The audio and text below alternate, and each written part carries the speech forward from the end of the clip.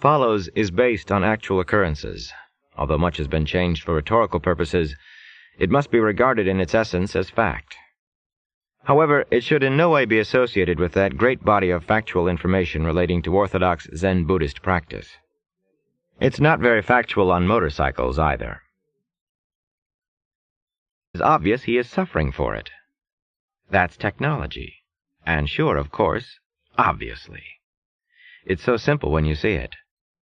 To get away from technology, out into the country, in the fresh air and sunshine, is why they are on the motorcycle in the first place. For me to bring it back to them just at the point and place where they think they have finally escaped it, just frosts both of them tremendously. That's why the conversation always breaks and freezes when the subject comes up. Other things fit in, too. They talk once in a while, in as few pained words as possible, about it, or it all, as in the sentence, "There is just no escape from it." And if I asked from what, the answer might be, the whole thing, or the whole organized bit, or even the system.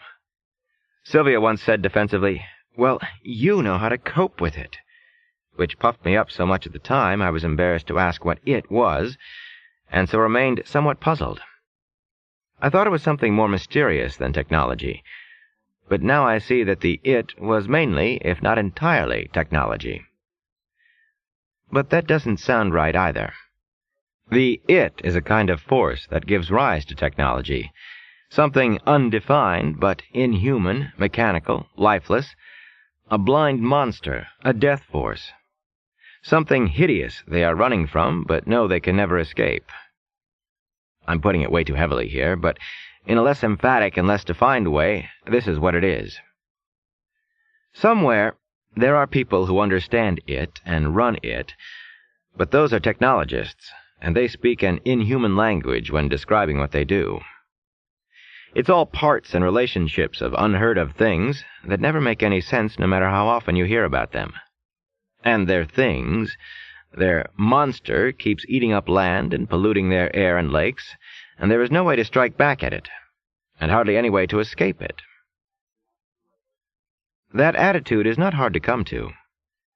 You go through a heavy industrial area of a large city, and there it all is, the technology. In front of it are high barbed wire fences, locked gates, signs saying no trespassing, and beyond, through sooty air, you see ugly, strange shapes of metal and brick whose purpose is unknown and whose masters you will never see. What it's for you don't know, and why it's there's no one to tell, and so all you can feel is alienated, estranged, as though you don't belong there. Who owns and understands this doesn't want you around. All this technology has somehow made you a stranger in your own land. Its very shape and appearance and mysteriousness say, "Get out." You know there's an explanation for all this somewhere, and what it's doing undoubtedly serves mankind in some indirect way, but that isn't what you see. What you see is the "no trespassing, keep out" signs, and not anything serving people but little people, like ants, serving these strange, incomprehensible shapes. And you think, even if I were a part of this, even if I were not a stranger, I would just be another ant serving the shapes. So the final feeling is hostile, and I think that's ultimately what's involved with this otherwise unexplainable attitude of John and Sylvia. Anything to do with valves and shafts and wrenches is a part of that dehumanized world, and they would rather not think about it. They don't want to get into it. If this is so, they are not alone. There is no question that they have been following their natural feelings in this, and not trying to imitate anyone. But many others are also following their natural feelings, and not trying to imitate anyone, and the natural feelings of very many people are similar on this matter. So that when you look at them collectively, as journalists do, you get the illusion of a mass movement, an anti-technological mass movement, an entire political anti-technological left emerging, looming up from apparently nowhere saying, "Stop the technology, have it somewhere else, don't have it here." It is still restrained by a thin web of logic that points out that without the factories there are no jobs or standard of living. But there are human forces stronger than logic. There always have been, and if they become strong enough in their hatred of technology, that web can break.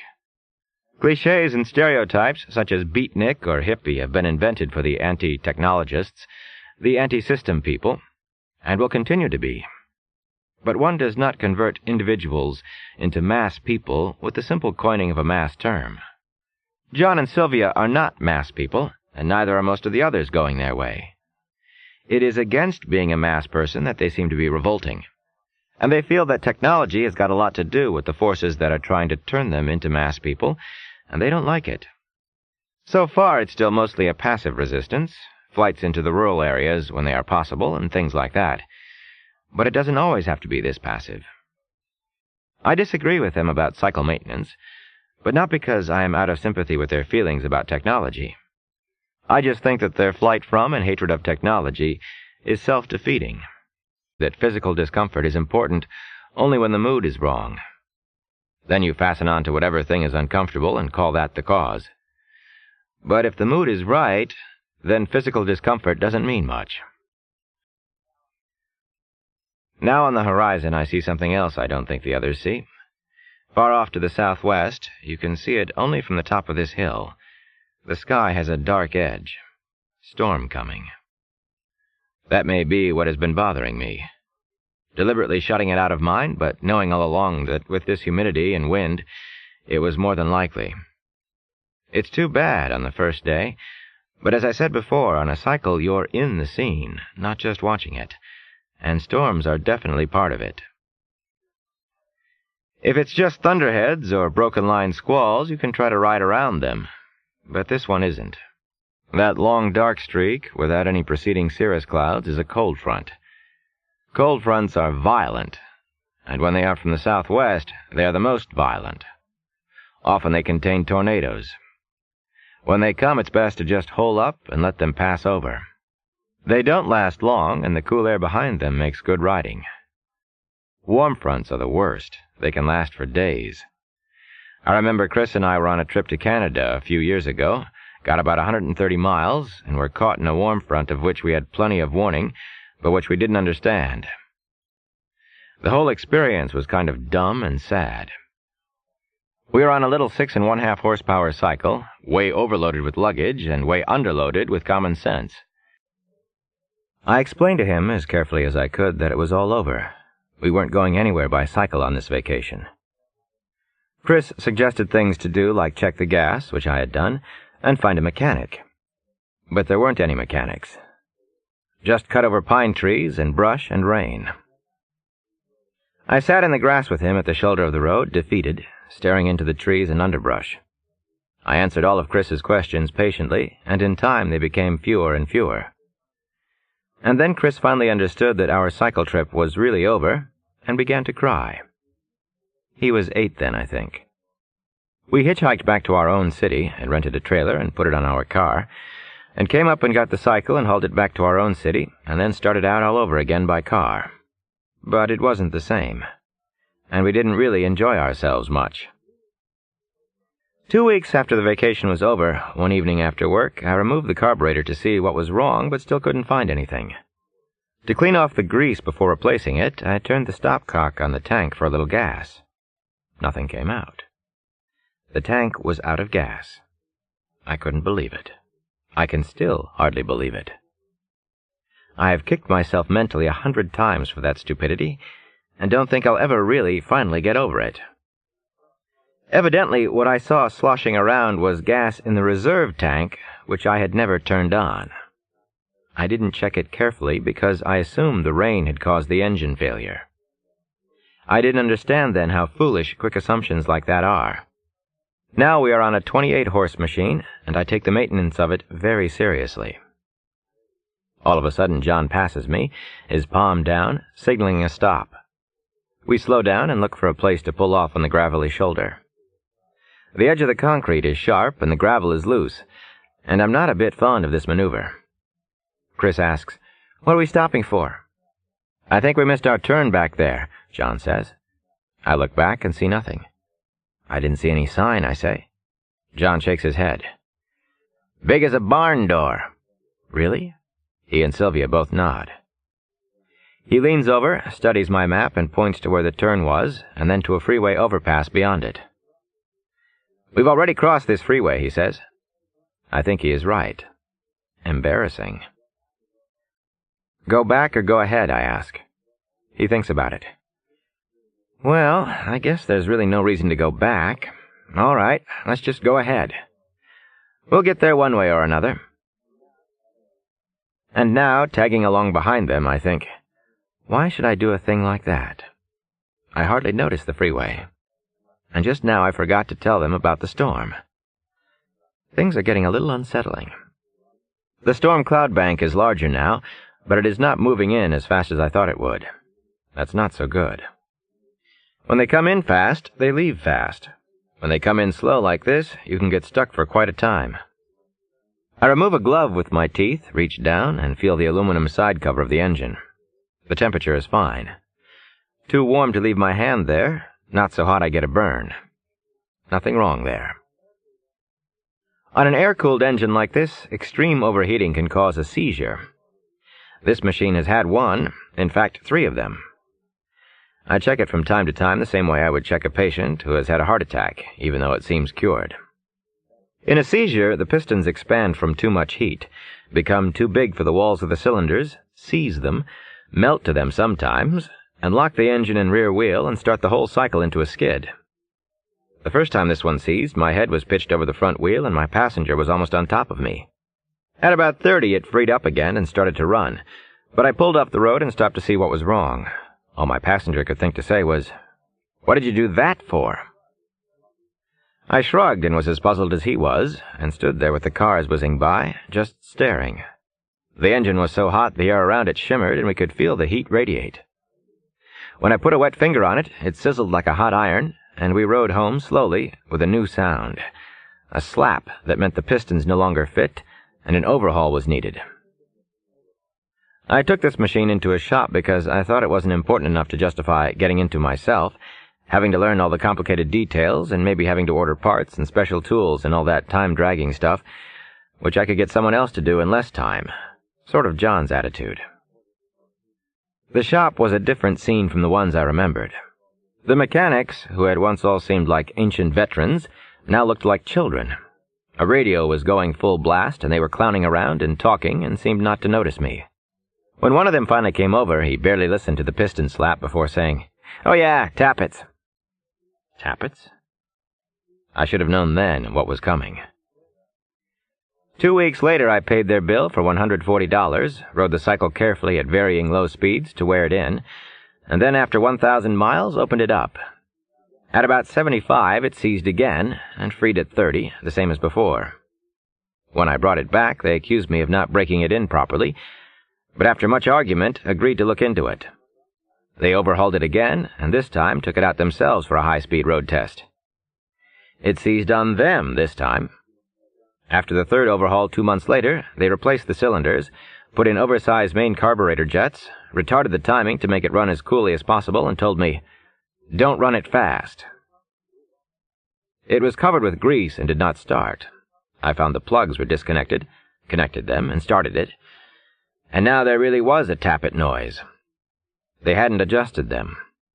I pointed this out, and the kid came with an open-end adjustable wrench, set wrong, and swiftly rounded both of the sheet aluminum tappet covers, ruining both of them. "I hope we've got more of those in stock," he said. I nodded. He brought out a hammer and cold chisel and started to pound them loose.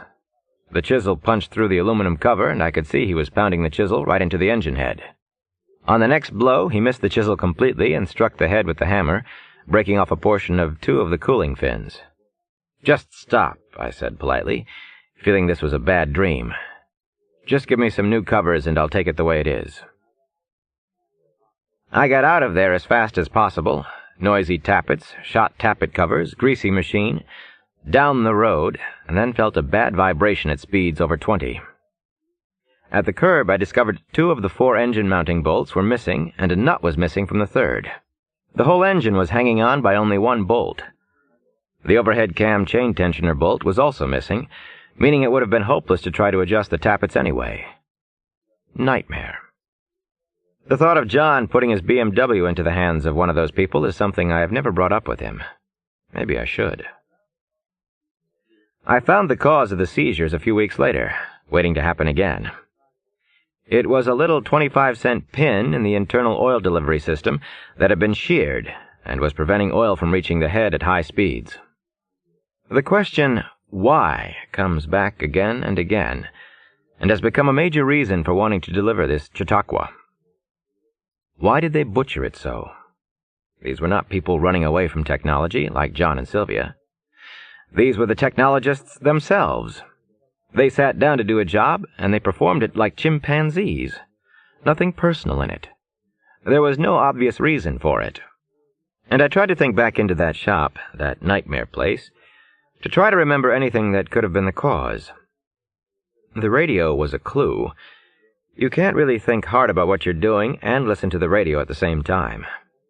Maybe they didn't see their job as having anything to do with hard thought, just wrench twiddling. If you can twiddle wrenches while listening to the radio, that's more enjoyable. Their speed was another clue. They were really slopping things around in a hurry and not looking where they slopped them. More money that way, if you don't stop to think that it usually takes longer or comes out worse. But the biggest clue seemed to be their expressions. They were hard to explain. Good-natured, friendly, easygoing, and uninvolved. They were like spectators. You had the feeling they had just wandered in there themselves, and somebody had handed them a wrench. There was no identification with the job. No saying, "I'm a mechanic." At 5 p.m., or whenever their 8 hours were in, you knew they would cut it off and not have another thought about their work. They were already trying not to have any thoughts about their work on the job. In their own way, they were achieving the same thing John and Sylvia were, living with technology without really having anything to do with it. Or rather, they had something to do with it, but their own selves were outside of it, detached, removed. They were involved in it, but not in such a way as to care. I guess they're kind of mad at me for getting them up so early to ride through that kind of stuff. When you're stuck together like this, I figure small differences in temperament are bound to show up. I remember, now that I think of it, I've never been cycling with them before 1 or 2 o'clock in the afternoon, although for me, dawn and early morning is always the greatest time for riding. The town is clean and fresh, and unlike the one we woke up in this morning. Some people are on the street and are opening stores and saying good morning and talking and commenting about how cold it is. 2 thermometers on the shady side of the street read 42 and 46 degrees. One in the sun reads 65 degrees. After a few blocks, the main street goes into 2 hard, muddy tracks into a field, past a Quonset hut full of farm machinery and repair tools, and then ends in a field. A man standing in the field is looking at me suspiciously, wondering what I am doing, probably, as I look into the Quonset hut. I return down the street, find a chilly bench, and stare at the motorcycle. Nothing to do. It was cold, all right, but not that cold. How did John and Sylvia ever get through Minnesota winters, I wonder? There's kind of a glaring inconsistency here that's almost too obvious to dwell on. If they can't stand physical discomfort, and they can't stand technology, they've got a little compromising to do. They depend on technology and condemn it at the same time. I'm sure they know that, and that just contributes to their dislike of the whole situation. They're not presenting a logical thesis. They're just reporting how it is. But 3 farmers are coming into town now, rounding the corner in that brand-new pickup truck. I'll bet with them it's just the other way around. They're going to show off that truck and their tractor and that new washing machine, and they'll have the tools to fix them if they go wrong, and know how to use the tools. They value technology, and they're the ones who need it the least. If all technology stopped tomorrow, these people would know how to make out. It would be rough, but they'd survive. John and Sylvia and Chris and I would be dead in a week. This condemnation of technology is ingratitude, that's what it is. Blind alley, though. If someone's ungrateful and you tell him he's ungrateful, okay, you've called him a name. You haven't solved anything. A half hour later, the thermometer by the hotel reads 53 degrees. Inside the empty main dining room of the hotel, I find them, looking restless. They seem, by their expressions, to be in a better mood, though, and John says optimistically, "I'm going to put on everything I own, And then we'll make it all right.